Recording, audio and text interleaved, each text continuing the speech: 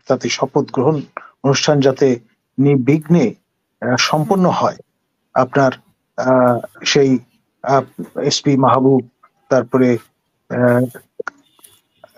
তৌফিক আলাহি চৌধুরী বীর বিক্রম এবং তৎকালীন ক্যাপ্টেন শফিকুল্লাহ বীর প্রতীক, তারা কিন্তু সমস্ত ঝুঁকি নিয়েই এই কর্মে প্রবৃত্ত হয়েছিলেন। জীবনযাত্রার মানে সেটা বলার সুযোগ এখনো আসেনি। আর আপনার যে দৃষ্টান্তমূলক যে শাস্তি, যেটি অনেকের প্রত্যাশা ছিল, সেটাও কিন্তু নিশ্চিত করা যায়নি। কারণ এরকম প্যাডিগ্রি সম্পন্ন সেনাপ্রধান আমার জানা মতে এর আগে কেউ হননি। তার দাদা এবং নানা দুজনেই একেবারে খান বাহাদুর টাইটেল পাওয়া মানুষ, সে ব্রিটিশ আমল থেকে। এই যে ব্যাক গিয়ারে তারা গেলেন 31 তারিখে, তারপরে যে ঘটনাটি আমাদের বিস্মিত করেছে সেটি হচ্ছে ফেসবুক ডিঅ্যাক্টিভেট করে দেয়া বা ডিসেবল করে দেয়া। এটা ডেফিনেটলি আমার ধারণা এক ধরনের নিরাপত্তার ঝুঁকিতে আছেন বিবেচনায় তারা করেছেন। এবং অসমর্থিত সূত্রে যেটা চাউর হয়েছে সেটি হচ্ছে যে হ্যাকার গ্রুপ তারা টার্গেট করেছেন এদেরকে। তো এটা তো উড়িয়ে দেয়া যায় না, তাই না? আর আরেকটা বিষয়, এখানে আপনি যখন বিপ্লবী ঘোষণা দেওয়ার চিন্তা মাথায় নিয়ে প্রস্তুতি নিয়ে মাঠে নেমেছেন, তখন ভয় পাওয়ার কি আছে? কাম হোয়াট মে, তো ফেস করতে হবে। আপনার 71-এ যারা আমাদের পক্ষ থেকে আমরা দেখেছি শহীদ জিয়া জীবনের ঝুঁকি নিয়ে, পরিবারের ঝুঁকি নিয়ে, সার্ভিসের ঝুঁকি নিয়ে তিনি কিন্তু স্বাধীনতা ঘোষণা করবার ক্ষেত্রে দ্বিধাদ্বন্দ্ব করেননি। তিনি সবকিছু বাজি রেখে তিনি কিন্তু রিভল্ট করেছিলেন। এবং আপনার 10 তারিখে আপনার যে প্রোক্লেমেশন অফ ইন্ডিপেন্ডেন্স, যারা এই ঘোষণাটি দিয়েছিলেন তারাও কিন্তু আপনার দ্বিধাদ্বন্দ্ব করেননি। এবং 17 তারিখে যারা আপনার এই জীবনের ঝুঁকি নিয়ে আপনার প্রবাসী সরকার গঠন করেছিলেন, তারাও কিন্তু পিছনে তাকিয়ে ফিরে একবার রাস্তা কোন দিকে যাবেন সেটা চিন্তা করেননি। এবং যারা আপনার সমস্ত ঝুঁকি মাথায় নিয়ে ব্যূহ রচনা করেছিলেন, অর্থাৎ এই শপথ গ্রহণ অনুষ্ঠান যাতে নির্বিঘ্নে সম্পন্ন হয়, আপনার সেই এসপি মাহবুব, তারপরে তৌফিক আলাহি চৌধুরী বীর বিক্রম এবং তৎকালীন ক্যাপ্টেন শফিকুল্লাহ বীর প্রতীক, তারা কিন্তু সমস্ত ঝুঁকি নিয়েই এই কর্মে প্রবৃত্ত হয়েছিলেন। সুতরাং আপনার জীবনের ঝুঁকি নিতে হবে, আপনার বুক ভরা সাহস নিয়ে এগিয়ে যেতে হবে, কোনোভাবেই পেছানোর সুযোগ নেই।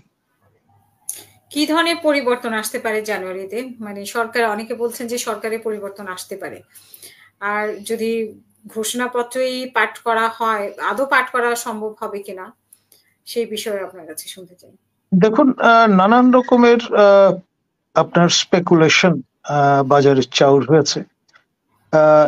তার একটি হচ্ছে যে যারা এই সরকারকে ক্ষমতায় নিয়ে এসছেন, নৈতিক সমর্থন জুগিয়েছেন, সেই 2-2.5 বছর ধরে আমরা দেখেছি স্টেট ডিপার্টমেন্ট খুব সক্রিয় ভূমিকা পালন করেছে, নৈতিক সমর্থন জুগিয়েছে। এমনকি 8 জানুয়ারি তারিখে মধ্যরাতে তারা এক প্যারাগ্রাফ যে স্টেটমেন্ট ইস্যু করেছেন আমাদের পর্যবেক্ষকদের বরাত দিয়ে, সেটি পরিষ্কার যে ওই নির্বাচনটি ফ্রি এবং ফেয়ার নয়। এই যে এত বড় প্রনাউন্সমেন্ট, এটি কিন্তু কম বড় নৈতিক সমর্থন নয়। আপনার এই যে জুলাই অগাস্ট বিপ্লব ঘটলো, তার সাঙ্গীকরণ তার পক্ষে। তো ফলে এই যে তাদের প্রত্যাশা, আন্তর্জাতিক সম্প্রদায়ের প্রত্যাশা যে আপনার গত প্রায় 16 বছরের এই যে দুর্বৃত্তায়ন, তার অবসান ঘটবে এবং অর্ডার বা শৃঙ্খলা, সুশাসন ফিরে আসবে এই দেশটিতে। আন্তর্জাতিক সহভাগী দেশগুলোর সম্প্রদায়ের প্রত্যাশা কিন্তু তাই। এখন প্রায় 5 মাস হতে চললো, কিন্তু আপনার খুব একটা যে পরিবর্তন সূচিত হয়েছে জীবনযাত্রার মানে, সেটা বলার সুযোগ এখনো আসেনি। আর আপনার যে দৃষ্টান্তমূলক যে শাস্তি, যেটি অনেকের প্রত্যাশা ছিল, সেটাও কিন্তু নিশ্চিত করা যায়নি। আর যারা মূল পারপেট্রেটর, তারা সবাই কিন্তু ধরাছোঁয়ার বাইরে, এবং অনেকে নিরাপদ আশ্রয় থেকে রীতিমতো সীমান্ত পার হয়ে চলে গেছেন। এবং এই যে অবস্থাটা, এটা তো কারোই প্রত্যাশা ছিল না। তো ফলে এক ধরনের ফ্রাস্ট্রেশন কিন্তু কাজ করছে উইদিন অ্যান্ড উইদাউট, দেশের ভেতরে এবং বাইরে। আপনি খেয়াল করে দেখেন, যারা সবসময় উচ্চ কণ্ঠ ছিলেন, আপনার এই ইলিয়াস মহোদয়, তারপরে আপনার কনক সারোয়ার মহোদয়, বা পিনাকি ভট্টাচার্য, বা আমাদের এই যে মারুফ মল্লিক ভাই, সবাই কিন্তু আগের মতো একেবারে ফ্রি হ্যান্ড ব্ল্যাঙ্কেট যে আপনার সমর্থন, সেটা দেওয়া থেকে কিন্তু একটু কুণ্ঠিত, এটা বলতেই হবে। এমনকি দেশের ভেতরেও আমাদের রনি ভাই কিংবা মাসুদ কামাল ভাই, তারাও কিন্তু এখন যথেষ্ট সমালোচনা মুখর। এটা তো এমনি এমনি হয়নি, পারফরমেন্স। বৃক্ষ তোমার নাম কি, ফলে পরিচয়। ফল যদি বিটার হয়, ন্যাচারালি সেটা তো কারো প্রত্যাশা পূরণ করবে না। প্রয়াত ফেরদৌস কুরেশি ভাই, আমাদের শ্রদ্ধেয় জ্ঞানী একজন রাজনীতিবিদ, এবং তাকে প্রয়াত জিয়াউর রহমান দায়িত্ব দিয়েছিলেন কিভাবে প্রশিক্ষিত করা যায় রাজনীতিবিদদের, আমার যত মনে আছে।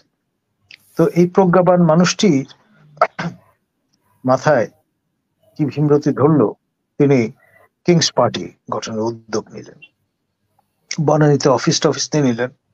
আমাদের সাবেক শিক্ষা প্রতিমন্ত্রী গোলাম সরওয়ার মিলন মহোদয়, তারপরে আমাদের সাবেক মহামান্য রাষ্ট্রপতি এবং যার দাদা আপনার স্পিকারও ছিলেন আমাদের অবিভক্ত বাংলার, সেই আবুল হাসান চৌধুরী, আওয়ামী লীগ সরকারের বিদ্যান পররাষ্ট্র প্রতিমন্ত্রী এবং অক্সফোর্ড পড়ুয়া লোক, তাকে পর্যন্ত ভিড়িয়ে ফেলা হলো। তো আমাকে তারা আমন্ত্রণ জানিয়েছিলেন এবং একটা টোপ দিয়েছিলেন। আমি তখন অ্যাসিস্ট্যান্ট প্রক্টর ঢাকা ইউনিভার্সিটির। তো বললেন যে আমাদের সহায়তা করুন, তাহলে আপনাকে পূর্ণ প্রক্টর হিসেবে মোতায়েন করা হবে। তা আমি খুব চিন্তিত এবং বিচলিত হয়ে পড়লাম যে ভাই, আমি যে পদে আছি সে পদেই থাকি, আইন শৃঙ্খলা রক্ষার দায়িত্ব আমার বিশ্ববিদ্যালয় ক্যাম্পাসের বাইরে নয়। আর যদি ব্যক্তিগতভাবে পরামর্শ চান, আমি বলবো it's a bad idea, don't go for this. আপনারা আপনাদের মতো করে যদি যেই ভুবনে ছিলেন সেখানে থাকেন, আপনাদের চরিত্র বাঁচবে এবং জাতি রক্ষা পাবে এই ঝামেলা থেকে। কিন্তু আমাদের সেই কথা তারা শুনবার চেষ্টা করেননি। গোলাম সরওয়ার মিলন ভাই শতিনেক মোটর সাইকেল নিয়ে মহড়ায় রত হয়েছিলেন মানিকগঞ্জে। সেটা কতটা ইম্প্যাক্ট ফেলেছে এবং তার কেরিয়ারকে কতটা উজ্জ্বল করেছে, সেটা সময়ই বলে দিচ্ছে। আমাদের প্রায় নিঃস্ব অবস্থায় ফেরদৌস কুরেশি মহোদয়কে দেহত্যাগ করতে হয়েছে।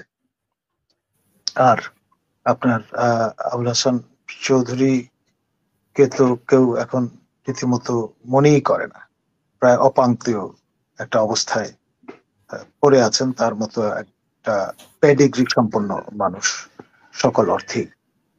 তো সেই জন্য আমার মনে হয় এটা থেকে সবার শিক্ষা গ্রহণ করা ভালো। রণ ভাই খুব চমৎকার ইঙ্গিত প্রদান করেছেন, মানে আকালমন্দ কি ইশারাই কাফি। সুতরাং যদি আপনার রাজনীতি করতেই হয়, আমি ব্যক্তিগতভাবে মনে করি মানে সেই অমল ধবল চাকরিগুলো ছেড়ে দিয়ে মাঠে এসে সবার জন্য মসৃণ একটা ময়দানে থেকে খেলার চেষ্টা করা ভালো। ধন্যবাদ। জি, আপনার কাছে সেনা প্রধানের বিষয়টা জানতে চেয়েছিলাম। আমাদের মারুফ মল্লিক ভাই তিনি 2 বার গভীর অভিনিবেশ সহকারে পঠোদ্ধার করবার চেষ্টা করেছেন এবং সেটি ফ্রন্ট পেজে আপনার প্রথম আলো ছেপে দিয়েছে, বেশ কালারফুল ছবি টবি সহ, এবং ফ্রন্ট পেজ আপার ফোল্ড ট্রিটমেন্ট ডান দিকে প্রদান করা হয়েছে।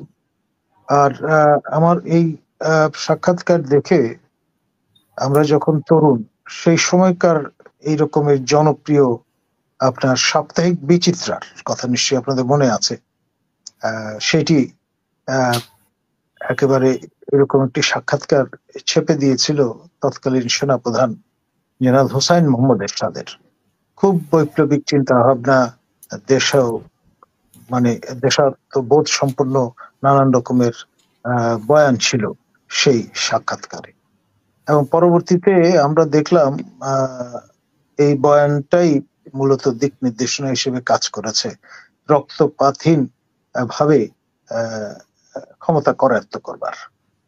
তো এখানে তেমনটি ডেফিনেটলি ঘটবে না সেই নিশ্চয়তা তিনি আমাদের প্রদান করেছেন। আমরা অবশ্যই তার প্রতি আস্থা রাখি, বিশ্বাস করি, কারণ এরকম পেডিগ্রি সম্পন্ন সেনাপ্রধান আমার জানা মতে এর আগে কেউ হননি। তার দাদা এবং নানা দুজনেই একেবারে খান বাহাদুর টাইটেল পাওয়া মানুষ, সে ব্রিটিশ আমল থেকে।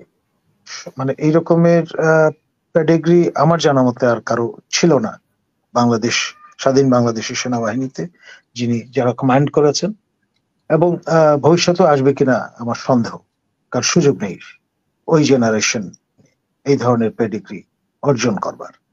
তো যাই হোক, আমার কাছে খুব স্ট্রাইকিং মনে হয়েছে, এবং আমি ডক্টর জাহিদের একটা বয়ান এর উপর ভিত্তি করে এটি তিনি সম্প্রচার করেছেন সেটাও শ্রবণ করবার চেষ্টা করেছি। তার যে অন্তিম ইচ্ছা, যেটি প্রতিষ্ঠান হিসেবে সেনাবাহিনীর পক্ষ থেকে তিনি জানান দিয়েছেন, সেটি হচ্ছে তারা চান যে সেনাবাহিনী কমান্ড করবার সর্বময় কর্তৃত্ব এক হাতে থাকুক, অর্থাৎ এটি মহামান্য রাষ্ট্রপতির হাতে থাকাটা বাঞ্ছনীয়। এটা খুব সাজেস্টিভ, কিন্তু খেয়াল করে দেখেন মহামান্য রাষ্ট্রপতি বর্তমানে কে, বাকিটা বলার ব্যাখ্যা বা প্রয়োজন পড়ে না। তো ফলে এর থেকেই বুঝে নেওয়া ভালো সামনে কি হতে যাচ্ছে। অসংখ্য ধন্যবাদ